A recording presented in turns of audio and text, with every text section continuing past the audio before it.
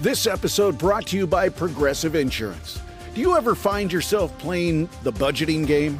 Shifting a little money here, a little there, and hoping it all works out? Well, with the Name Your Price tool from Progressive, you can get a better budgeter and potentially lower your insurance bill too. You tell Progressive what you want to pay for car insurance, and they'll help find you options within your budget. Try it today at Progressive.com. Progressive Casualty Insurance Company and Affiliates. Price and coverage match limited by state law. Not available in all states. The best of the Morning X. 99X. 99X. It's Barnes and Leslie, and for the first time ever, Indigo Girls are here. Both of them, because Steve Craig has been hiding their information for all these years. Don't tell him. Don't tell him. We finally broke through. I've got to think, how many venues have you not played in Atlanta? Like, you had to have played almost all of them throughout your career, right? We played a lot of venues in Atlanta. It's true. We've played venues that have come and gone. We've played venues when our parents were the only ones in the audience. You know, we go back that far. So Atlanta is home. Well, it worked out okay. How many Grammys did you win? 4, 5, 6? It's like amazing. How many? One. We won Just one.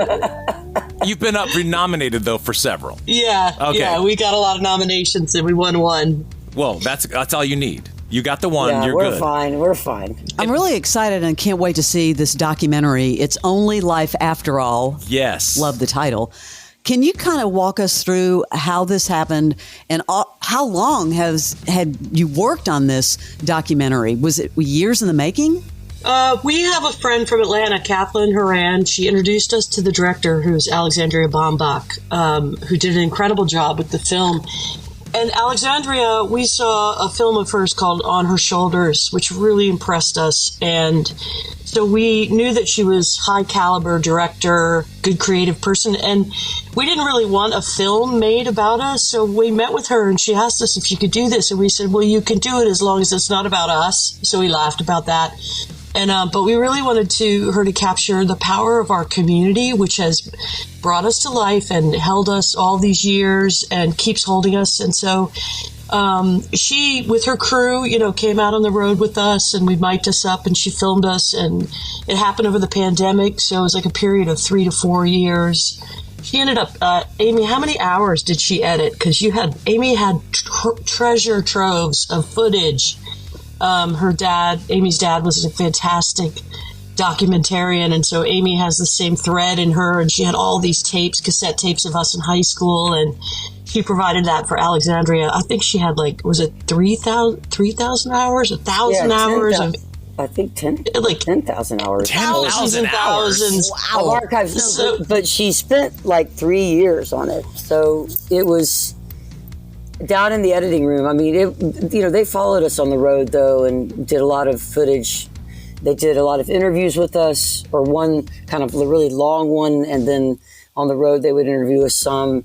And the office had a lot of footage, and Sony, came up with some stuff for them. And so she basically sat down in a basement and edited for, 3 years or something off and on. It was a long process for her just to figure out how to whittle it down to a film, and but she's a great director. She's a great editor. That's a real key. Where will this be streaming? Because I know you had a run in theaters, right, earlier in April.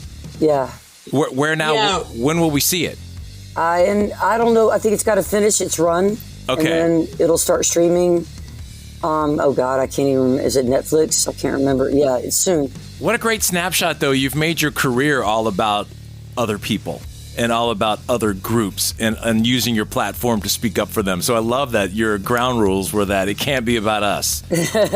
And I love that because you found someone you trusted. Yeah.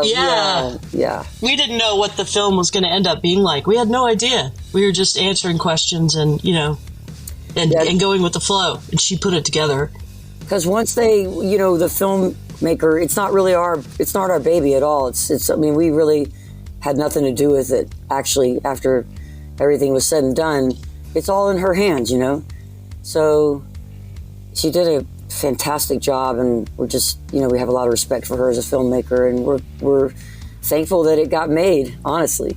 Well, I want to spike one of your new songs. As we keep on the movie theme, of course, we talked about Barbie earlier and all that's brought you and all the fun that was. And you're also taking center stage in another new film, the jukebox musical romance Glitter and Doom, which is out now. And I love this new song, What We Want to Be. And that is on the soundtrack, right? Yeah, it's the end. It's, those end title, end credit songs. Yeah. It's like the song for that. And, yeah, I guess it's on the soundtrack. Yeah, it's got it's got that classic Indigo Girls feel, though. What's the story behind this song? Well, they asked us to write something that was harkened back, to the early days and that captured the film. And we were each kind of giving a shot at it. And I think at that moment I had more time than Emily, maybe at home or something. And I just started writing a song. I read the script a bunch of times. We had already read it once or twice. The movie had been almost finished. So I just took the story that I thought was pretty compelling and wrote my own song about it, Great song. What I thought about it. Let's listen to it. What We Want to Be. This is brand new Indigo Girls. It's on 99X. We're hanging out with Amy and Emily. 99X, new Indigo Girls, What We Want to Be. It's Barnes and Leslie hanging out with Amy and Emily from the Indigo Girls for the first time ever. Yeah, we're talking about this new movie, Glitter and Doom, and you've got, is it 25 songs on the soundtrack? I haven't counted them. It's very comprehensive. I mean, we sometimes we get scripts, solicitations, whatever. Amy and I were both impressed by this script, and Corey and Tom are the two men. Corey wrote it, and Tom Gustafson directed it. And so we said, yes, we're interested in this. But the music, it was all put together, arranged by Michelle Shemuel. And she ended up in the studio with me and Amy when we recorded What We Want to Be. And we, as we began hearing tracks, and her arrangements are so different from the ones that Amy and I put on albums and released. So we were really impressed with the creativity. So she just ended up doing a mashup of a lot of our songs, very creatively intertwining them. So I haven't even counted the songs, but I know that the music threads through the film in really a beautifully creative way, in a way that made me hear the songs in a new way, which was interesting to me as an audience member watching the film and going, oh, wow, this is really cool the way she used this song. And it made me feel like I was really watching something that I hadn't even been part of the creation of. That's amazing. Well, you talk about how you both took a crack at whatever time, at whatever song. And has there ever been a song that came to the table and one of you was like, I don't want it. Nope, nope, nope. And then it went on to be a big hit. No. Nothing that's been a hit. There's definitely songs that we bring to the table and the other person maybe, it's not that you don't like it, you just think like this sounds like something you should do by yourself. Do it on your solo album. It's more of a solo song. Yeah, that's just funny. But none of those have ever been big hits. Although there is a song that Emily and Kristen Hall wrote on her solo record called Match that when Emily played it for me, I was like, I want to do that song. And then they did it. Emily did it on the solo record. So, but, and I think that's one of the best songs on Glitter and Doom on the soundtrack to me. And it's used in a really cool scene. And so for people that hadn't been exposed to Emily's solo music, they're going to hear that song. And I think that song's a hit, personally. Love it. Have to take a quick break. More with the Indigo Girls. Amy's here, Emily's here, and this is the original. It is 99X. The best of the Morning X. 99X. What's up, guys? David Pollack here, former Georgia Bulldog, former analyst with College Game Day, and host of my new show, See Ball, Get Ball. I'm a defensive lineman. That's why that's the name. You see the ball, you go get it. We're going to dive deep into college football. We're going to break down film. We'll have bold takes, real conversations with the biggest names in the sport every single week. If you eat, sleep, and breathe college football like I do, man, I promise you, See Ball, Get Ball is for you. So do me a favor. Follow and listen on your favorite platform.